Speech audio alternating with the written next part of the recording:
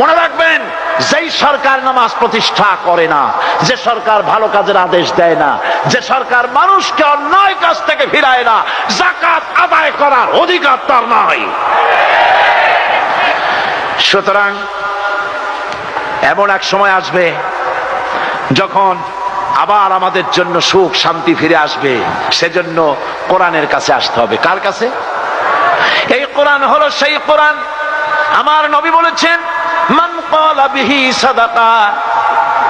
এই পল্টন ময়দানে উপস্থিত লক্ষ লক্ষ জনতার উদ্দেশ্যে রাসূলের হাদিস শোনাই, প্রাণ খুলে কান খুলে শুনুন। আমার নবী বলেন, কোরআন দিয়ে যারা কথা বলে ওরাই সত্য কথা বলে।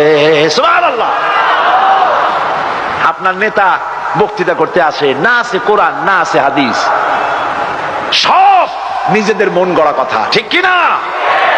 কোরআন দিয়ে যারা কথা বলে তারা সত্য কথা বলে, কোরআন দিয়ে যারা মানুষকে ডাকে ওরাই সঠিক পথের দিকে ডাকে। যেই ডাক শুরু হয় দুনিয়া থেকে, আর এর যাত্রা শেষ হয় জান্নাতুল ফেরদাউসে গিয়ে।